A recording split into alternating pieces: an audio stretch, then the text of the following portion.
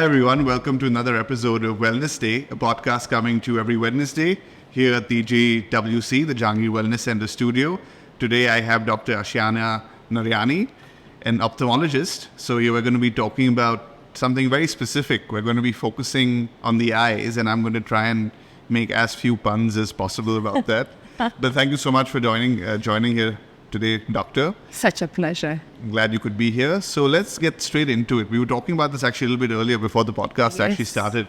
And it's a lovely statement that you made, is that the eyes are the gateway to the body. Yes. So I just thought I'd start there, and you can just let us know what you meant by that. Yes, I thought that was really cool. The fact of the matter is that for others, right, they fall in love with someone else. For me, I've fallen in love with eye care. Right. Because of the fact that when you talk about eyes, you can actually see disease conditions progressing even before other specialties can even find it. Mm-hmm. So diabetes, we can see bleeding, we can see changes in the eyes even before it starts to form in the body. We can detect it and say, now it's time to get a blood test done. Cool, right? Yeah. Blood pressure. We can check, and we know in the eyes, in the retina, that there's something going on. Right. And then we say, let's get a blood pressure checked out. Infections, tumors. Infections. In fact, if someone does not know that how for long periods of times, fevers that go on, we call it fevers of unknown origin. Mm-hmm. When other physicians don't know the cause, they call for an ophthalmologist consult. Really? Yes. Okay. Because we can be able to detect, there's some sort of virus going on. Mm-hmm. There's some sort of bacteria going on. So you can actually just see that by looking in someone's eyes. Absolutely. It is very cool. Yeah. I mean, that'd probably be too medical a question to ask, but like, what are the things that you see that can detect something like that? So cytomegalovirus. That's a big word. Cytomegalovirus is definitely one example where we can see it in the eyes before anyone can necessarily even think to detect it in the body.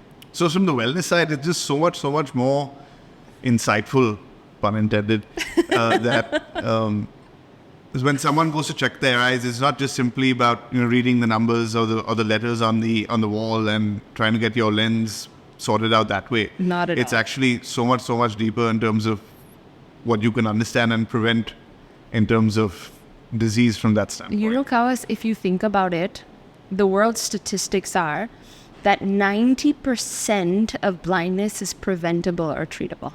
Per the WHO. What causes actually 90% of it? Right. So if you look at it, right, if you line up 10 people who are blind, 9 out of 10 of them do not need to be blind. Simple things, yes, as you mentioned, glasses is a cause, but cataract, diabetic retinopathy. Patients who have diabetes don't need to have blindness, but because their diabetes gets out of control, we get to the point of blindness. Glaucoma, my God, it is What is glaucoma, just for people who don't... I mean, because people know the word, but may not even know exactly what it is. Glaucoma is the third leading cause of blindness in the world. It's known as the silent killer of the eyesight. Right. And it is a problem of side vision, where the optic nerve starts to get damaged over time. Okay. And it eats away without any symptoms for the large majority of the types of glaucoma. So side vision, I mean your peripheral... Your peripheral vision gets lost, and it happens over years. Right.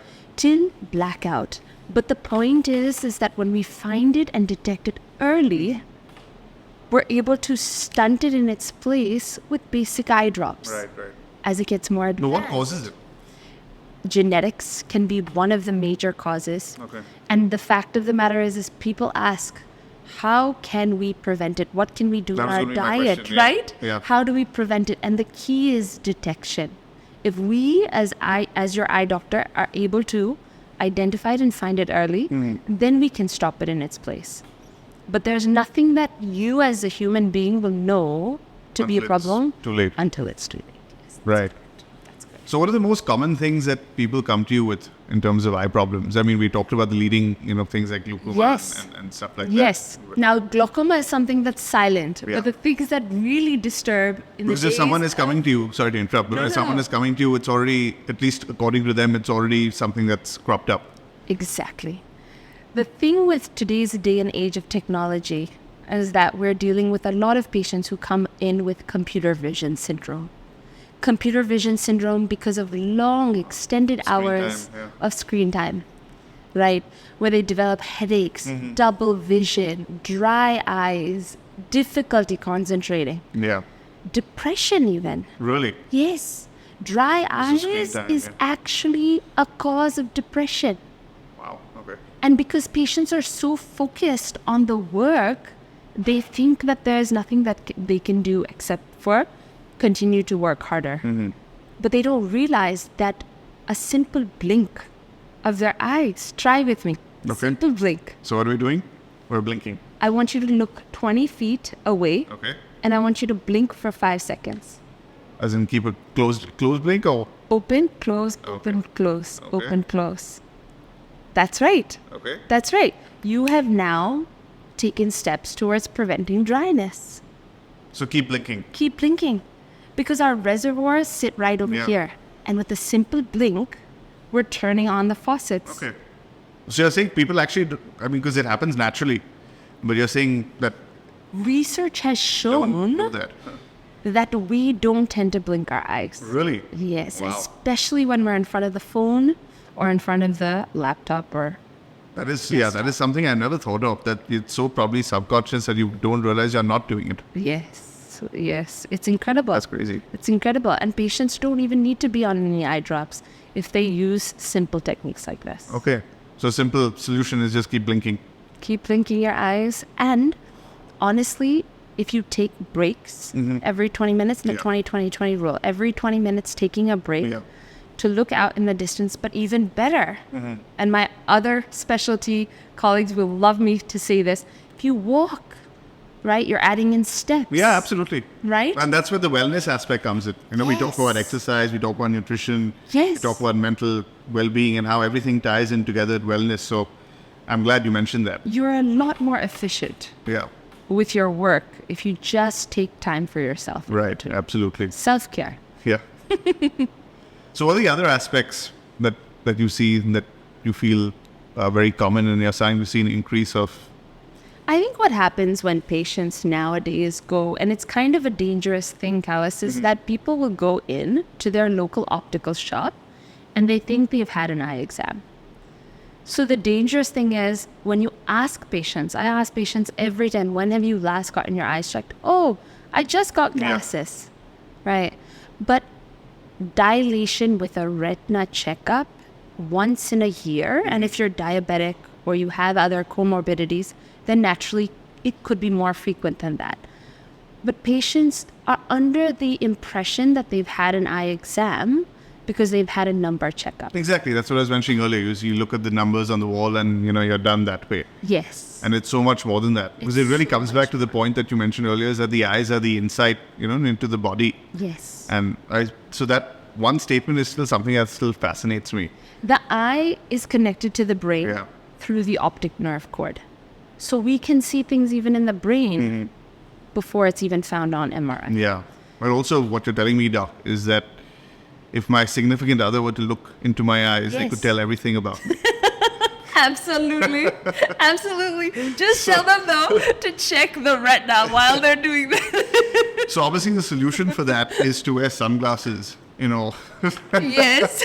No, but actually, no, jokes aside, actually, that's a good point about sunglasses. Yes. Good, bad, again, myths whether people should be wearing these things that don't buy cheap lenses. Yes. Should get expensive lenses. Yes. What is the situation? So you must have heard of the blue filter concept. Yeah. Now, if any company's watching me right now, I'll get hit by it tonight. That's okay. We'll make sure that doesn't happen. Everyone around is wearing sunglasses all of a sudden. I've put mine on as well. Just for the sake of it. It is Braille Day, so happy Braille Day to everyone. The fact of the matter is that sunglasses definitely prevent ultraviolet radiation into our eyes. So that is a good thing when you're out in the sun. There are, though, these concepts that are coming out, blue ray, blue filter. Blue light blockers. Correct. Now, how much do those make a difference? I can't tell you. But they are indeed so popular that every other patient that comes in. It's supposed to be helping for sleep a lot. They say that. They say that. Now, how much does it really help? Time will tell. Well, I guess the research on that still needs to develop over a period of time. Yes. Right. Yes. So what are the other kind of myths? We talked about, sunglasses and lenses. What are the other kind of myths that people come to you that need to be debunked? Not debunked, but there's a lot of questions. Perhaps is the right word. Yeah. The idea is a lot of people say, can I do any sort of yoga exercises? Okay. Right? Can I do any exercises in my eyes to make a difference? Right. I'm not saying no, I'm not saying yes. Yeah. I'm saying that ultimately we do have muscles around our eyes, right? That get strained. Yeah. Goes back to computer vision syndrome. Right. Right? The more you take breaks, the more you allow them to be at its natural state. One thing, Kaus, if I may say on public. Please. What's your age? My age? Oh, you're really looking into my eyes and asking me my age. Okay. Well, I'm 34 now. 34. Okay, so when you hit 40, okay, you're going to start to develop strain up close. Most people around the age of 40 are going to develop strain while reading. Okay. So people come in with that difficulty. That concept is called presbyopia. This idea that over the age of 40 or around, some are plus minus, we are going to start to have difficulty with near vision. That's okay. It's a normal part. Yeah. People get so scared. People get so turbulent. Oh my God, I'm aging. But the more you take time to allow your muscles to take breaks, like we we're talking about eye muscles. Eye muscles. Okay, The muscles around the eyes. The fact of the matter is that your eyes will work for you in the longer term. The more you keep it like this, focused on your screen, the more you're going to have difficulty. Yeah. Right? So the more you take breaks, it goes back to the same concept of well-being throughout every concept that we're talking about. Absolutely. Be it computer vision syndrome, be it presbyopia, be it age. Taking the time for screening, Right. to check your eyes once in a year, to make sure that you take intermittent breaks, to have a good, healthy diet. So I was going to ask about that. What about things like carrots and all the The more stereotypes you see with eat vegetables, green leafy vegetables, it does help. It does indeed help. Because the healthier you are in your body, the healthier your eyes will be, for sure. So what is the one thing that you do as an expert, for your own eye wellness and preventive? Well, doctors are the worst patients. So the fact of the matter is... That is, I can say neither here nor there for that. But the fact of the matter is I have noticed in my own life that there were years together, and I'm happy to say it, that I never had my retina checked out. I'm fine. Yeah. I can see well. But the fact of the matter is that by doing that, so many things could be diagnosed and have been diagnosed for me. Yeah, absolutely. That At a preventative level. And I've been able to prevent. Oh, that's what I wanted to hear. In my own life. So you're a walking example of preventative wellness is the way to go. Yes. Now I'm currently taking an eye vitamin once a day. An eye vitamin? Yes. Okay. Now, not everybody needs it. What is that exactly? It has all the lutein, zeaxanthin, vitamin supplements that are really good for the central part of your So you just take it as like a pill? As a pill, once in a day. And it's called eye vitamins? I'm on MacuShield once in a day. I'm so young, but at the end of the day, I find that if I can prevent it from moving into progression. Now, not everybody's indicated for taking what I'm taking, but the fact of the matter is that it's only because I had my retina checked out that I was I didn't even know that existed. Well, you are overdue for your retina check. Yes, I guess I am. So I'll be coming to you tomorrow for one after we finish this conversation. Absolutely. But something to keep an eye on. Totally.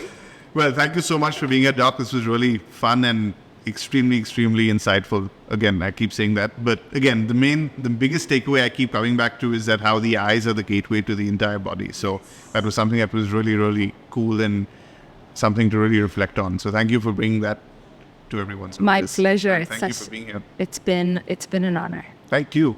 And thank you, everyone. Join us for the next episode.